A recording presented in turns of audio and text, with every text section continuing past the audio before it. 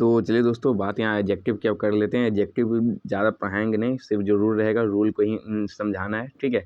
आपका जो ग्रामर है एस एस स्टेनो के लिए जो लगे हुए हैं, तो उसके लिए बेस रहेगा आपका। तो यहाँ सिर्फ रूल को ध्यान देते हैं। एडजेक्टिव ये सब पढ़ने की जरूरत नहीं, आप लोग पढ़े ही होंगे। ये सब 8 प्रकार के सब छुड़िया आते हैं, मेन टॉपिक पे ही आते हैं।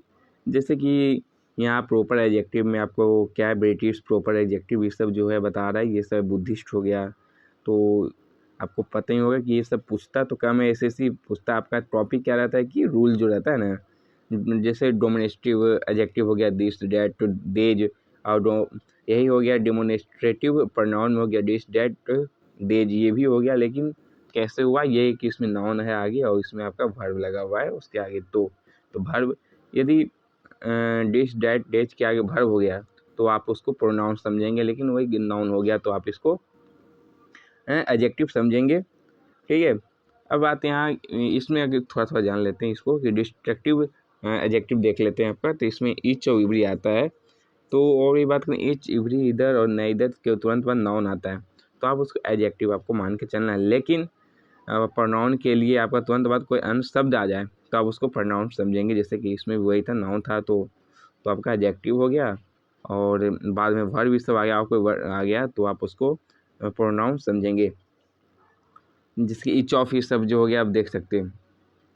तो डिस्ट्रक्टिव एडजेक्टिव में क्या हो गया, इच वाई हो गया, नाउन हो गया, तो क्या हो गया एडजेक्टिव। लेकिन यहाँ ऑफ द दिया हुआ है तो मतलब प्रीपोजिशन जोड़ दिया है, तो यहाँ आपका ये प्रोनाउन हो जाएगा। तो ठीक है, ये तो आप समझ गए होंगे कि एडजेक्टिव और प्रोनाउन कौन हो गया। तो प्रोनाउन के लिए आगे आपका कोई प्रीपोजिशन हो गया, वर्ब हो गया, तो आप प्रोनाउन समझेंगे। लेकिन आपका यदि इच के बाद नाउन आ गया तो आप इसको एडजेक्टिव समझेंगे। चलिए नेक्स्ट पे आते हैं। जैसे कि आप इंट्रोगेटिव एडजेक्टिव में आपका विच आ गया, हुज आ गया, तो इसमें एडजेक्टिव कौन है और प्रोनाउन कौन है, इसके बारे में इसको भी जान लेते हैं। तो सब आपका एक ही रहता है, ज़्यादा कुछ अंतर रहता नहीं है बस, ठीक है।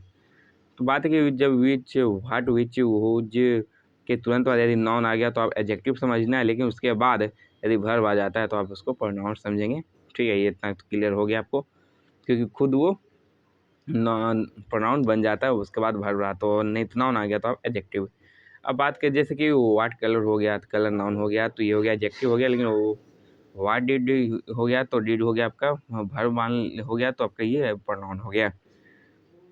अब यही बात अब कर लेते हैं पोसेसिव एडजेक्टिव में, माय है, आवर, ये सब आपका पोसेसिव एडजेक्टिव हो जाएगा। कॉम्प्रेहेंशन ऑफ एडजेक्टिव देखें, जिसमें कि आपका better than, best, superlative degree हो जाता है, कॉम्परेटिव डिग्री, पॉजिटिव डिग्री होता है। इससे भी कुछ प्रश्न आते हैं, लेकिन लोग क्या आसान है, तो इस पर आप देख सकते हो। बोल्ड का बोल्डर हो गया आपका, डीप का डीपर हो गया, डीपेस्ट हो गया। लेकिन सुपरलेटिव डिग्री में ये सब आते हैं। कंपैरेटिव डिग्री के लिए ईआर लग गया और सुपरलेटिव के लिए ईएसटी आप लगा देते हो। तो यहाँ रूल के अनुसार चलें तो चलिए रूल यहाँ बात कर लेते हैं। पॉजिटिव आप यहाँ देख सकते हो, पॉजिटिव ब्यूटीफुल है तो उसके लिए मोर ब्यूटीफुल लगाना है, और सुपरलेटिव के लिए मोस्ट हो जाएगा, इन्हें कि ब्यूटीफुलर नहीं हो जाएगा, ठीक है। गुड वेल है तो उसके लिए आपको बेटर और बेस्ट करना होगा आपका। यहाँ देख रहे हैं कि नियर के लिए नियरर और नियरेस्ट हो जाता है। अब यहाँ रूल्स के अनुसार अब आते हैं। तो फर्स्ट रूल्स आप देख सकते हो, उस जो टॉपिक वाइज सब शॉर्ट में था आपको बता दिए। मेन यहाँ रूल्स आपको याद होना बहुत ज़रूरी है। रूल्स के अनुसार ही एसएससी में आपका इंग्लिश निकलता है। तो यूज ऑफ सम और एनी का यूज कब करेंगे, तो सम और एनी का अर्थ ही होता है कुछ और थोड़ा होता है, पर दोनों का प्रयोग में फ़र्क है। तो सम का प्रयोग में अफर्मेटिव सेंटेंस में अनकाउंटेबल नाउन के पहले जो है बोध कराने के लिए होता है, और ये प्लूरल काउंटेबल नाउन के पहले संख्या का बोध कराने के लिए होता है। कौन, यहाँ आपका सम की बात कर रहे हैं। जैसे I have some water, water आप अनकाउंटेबल नाउन है, आपको पता ही होगा अनकाउंटेबल है और आप इसको गिन नहीं सकते हो। I have some friends, friends में ये क्या प्लूरल है, काउंटेबल है लेकिन प्लूरल में आ रहा है। तो यहाँ दो को आपको यहाँ ऑप्शन दिया था, आप देख सकते हैं। एक यदि अनकाउंटेबल रहा तो आपको सम लगाना है, यदि काउंटेबल है लेकिन प्लूरल है तो आपको सम लगाना है, ठीक है। सम का प्रयोग पॉजिटिव डिग्री के लिए पॉजिटिव वाक्यों में होता है, और एनी में आते तो एनी के लिए आगे सबसे पहले नेगेटिव वाक्यों में होता है। और बात करें कि आई हैव सम प्रॉब्लम हो गया, आई डू नॉट, यहाँ डू नॉट आप देख रहे हो यहाँ नेगेटिव है तो इसलिए एनी प्रॉब्लम हो गया, ये आपको थोड़ा जान लेनी है। अब यहाँ करें कि do you have any problem, यहाँ दिया हुआ है जब जवाब की उम्मीद हाँ में करते हैं तब आप सम का प्रयोग कर सकते हो, जैसे do you have some food, ठीक है। नो एनी का प्रयोग एक साथ नहीं हो सकता है। अब आते हैं, इससे भी क्वेश्चन पूछा जाता है यूज ऑफ में फ्यू, लिटिल, फ्यू लिटिल होता है आपका, मच, मैनी, इस सब से भी आपके बहुत प्रश्न आते हैं। तो चलिए यहाँ एक डिजाइन से समझाया हुआ है उसको देख लेते हैं। काउंटेबल नाउन है, नीचे अनकाउंटेबल नाउन है, तो यदि काउंटेबल है तो फ्यू और मैनी का यूज करेंगे, लेकिन अनकाउंटेबल है तो वो लिटिल और मच का यूज करेंगे। यहाँ आप जान गए होंगे लिटिल और फ्यू और लिटिल के लिए कम का मात्रा है और मैनी और मच के लिए ज़्यादा के लिए रहता है, लेकिन मैनी ज़्यादा के लिए है लेकिन काउंटेबल में होगा, फ्यू कम के लिए लेकिन काउंटेबल होना चाहिए, लिटिल अनकाउंटेबल और मच भी अनकाउंटेबल होगा। तो यहाँ शुरू करते हैं, जैसे पहले फ्यू और लिटिल के बारे में जान लेते हो, उसके बाद मच मैनी के बारे में बताएंगे आपको।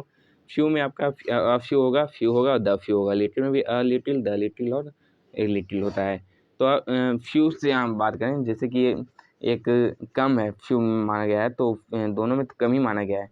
तो फ्यू के लिए बात है संख्या में कम होना, संख्या में सबसे मतलब ये आपका मान के चलें तो फ्यू, इसमें कोई वर्ड और द नहीं जुड़ा हुआ है, तो इसलिए इसको आप नंबर 1 पे लेंगे नेगेटिव में, बस सबसे कम फ्यू।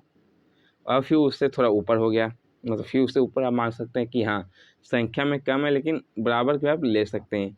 द फ्यू हो गया आपका संख्या में कम है लेकिन निर्धारित और जिसके तरफ हम इंगित कर सकते हैं हाँ कि हाँ द फ्यू थोड़ा पॉजिटिव में आता है, कम की संख्या रहेगी लेकिन पॉजिटिव रहेगी, द फ्यू लगा देना है आपको, लेकिन ज़्यादातर अ फ्यू ही रहता है बीच में है। तो ठीक उसी तरह लिटिल में भी है, लेकिन लिटिल में क्या है कि कम के लिए लेकिन अनकाउंटेबल के लिए है, तो इसीलिए वो भी वही है, लिटिल लगाना है तो मात्रा में इतना कम कि ना बराबर, मतलब पूरा नेगेटिव होना चाहिए, अ लिटिल बराबर होना चाहिए और द लिटिल पूरा पॉजिटिव लेके चलिए ऊपर से ऊपर हो गया क्या, ये आपका रहता है।